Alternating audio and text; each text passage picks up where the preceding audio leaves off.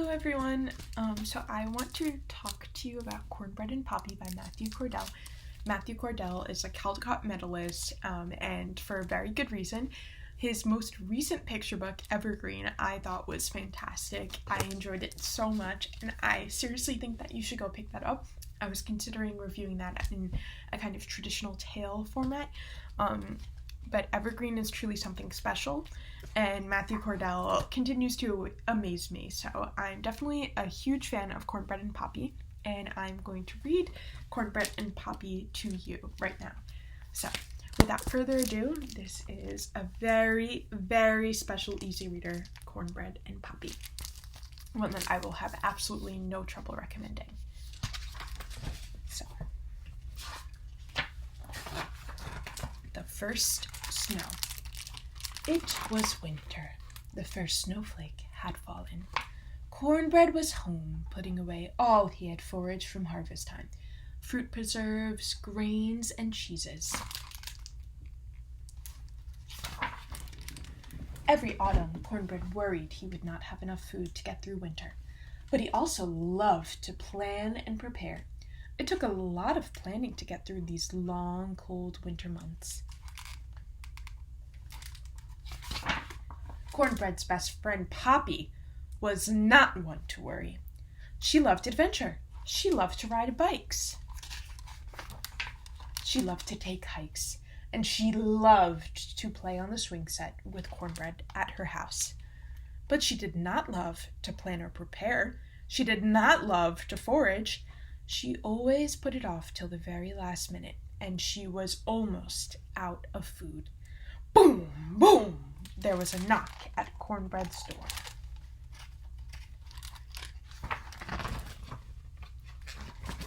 "Time to forage for winter," yelled Poppy. "Poppy," said Cornbread, "it is winter. You didn't get your food? Surely it's all gone by now." "What do you mean, all gone?" "Don't you remember," asked Cornbread, "when I asked you to come with me to get your cheese from Sam's dairy?" "He's almost out," I said. "And what did you say?" "Nah, I'll do it later." "But I was riding my bike," Poppy said.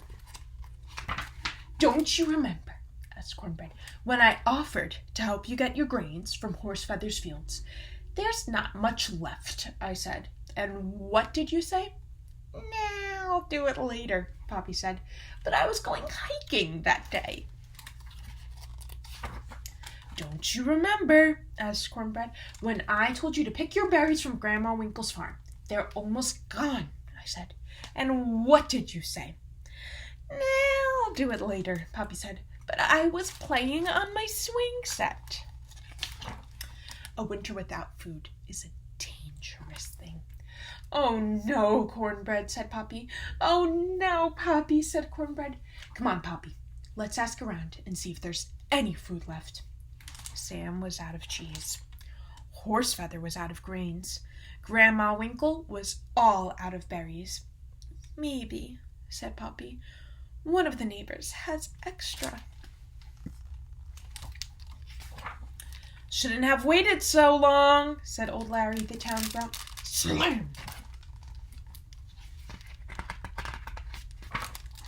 "What now?" asked Cornbread. He couldn't let his best friend go hungry. "I'll give you some of my food." "But then you won't have enough to last the winter," said Poppy. "I don't know what to do." Poppy looked out the window. She looked out over the town and past the valley, where all the food had already been foraged. Then she looked up at the mountain. "There might be food on Holler Mountain," said Poppy. "Holler Mountain? No one goes up Holler Mountain," shrieked Cornbread. It was true. No one dared go up Holler Mountain. They both looked out the window, then up at the mountain, and they shivered. Part 2. Holler Mountain. "There are steep, slippery rocks on Holler Mountain. You could fall," said Cornbread. "I know," said Poppy. "There are owls on Holler Mountains. Owls eat mice." "I know," said Poppy. Miss Ruthie went up Holly Mountain to forage for food. She never came back. I know, said Poppy. It was a sad story. Miss Ruthie was the only mouse to ever dare go up Holly Mountain. It was years ago, and she was never seen or heard from since. No one ever went up the mountain again. It's the only way, said Poppy. The only way? Asked Cornbread. Cornbread was worried, and he didn't love adventure like Poppy did. But Poppy was his best friend, and he could not let her go alone. Then I'm coming with you.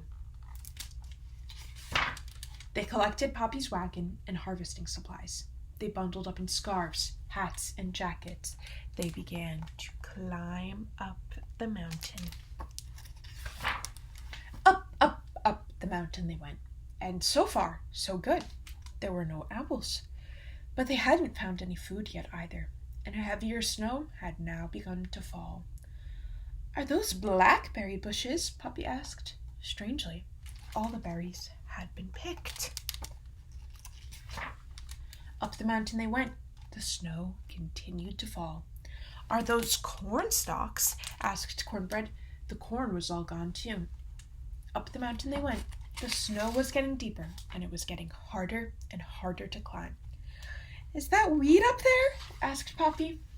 Just then, a large shadow flew over their path. They looked up.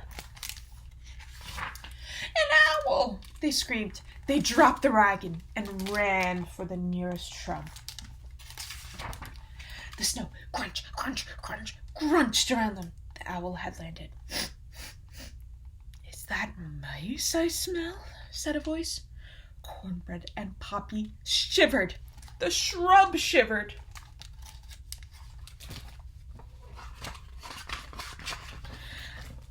I like mice, said the voice. The shrub shivered. Poppy grabbed a stone and stood up. I'll save you, Cornbread. Run!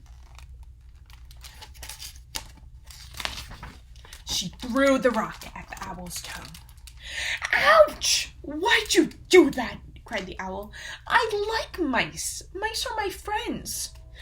We thought owls like to eat mice, said Poppy. Not me, said the owl. I'm a vegetarian. The large, fluffy, sniffling owl towered over them. I'm Bernard, he said. I'm sorry, Bernard. I'm Cornbread. I'm sorry, Bernard. I'm Poppy. What are you doing in the mountain? Asked Bernard. I don't often see mice up here. We were looking for food, said Cornbread. I know a place with food. Lots of it, said Bernard. Cornbread and Poppy liked the sound of that. Can you show us? Asked Poppy, collecting their wagon. I sure can. It's faster if you jump on, said Bernard, offering them a ride. And away they flew. The food problem. A few moments later, they touched down at a small cabin. Smoke was puffing out of a chimney. Creak! This is my friend's house, said Bernard. The cabin door slowly creaked open. An old mouse came out to greet them. Miss Ruthie? You know Miss Ruthie, said Bernard, Cornbread, and Poppy all at once. Cornbread! Poppy! Why, I haven't seen you two in ages, said Miss Ruthie. Come inside and get warm.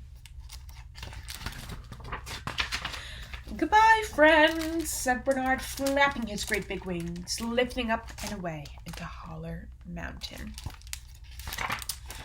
Miss Ruthie, we thought you were a goner, said Cornbread. I was a goner, all right. I'd gone and moved up here to the mountain. I like being alone, said Miss Ruthie. I'm happily finally to have some mice to keep me company, though. What brings you up here anyway? They explained Poppy's food problem. Bernard seemed to think you had some food you could share, asked Poppy sheepishly. Oh, do I? Said Miss Ruthie. I've been saving for years. I'm the only mouse who forages up here on Holler Mountain. Take all you want. There were jars and jars of berry preserves, bags and bags of grain, hunks and hunks of cheese. But you have to have a cup of Miss Ruthie's tea before you go. their friend said.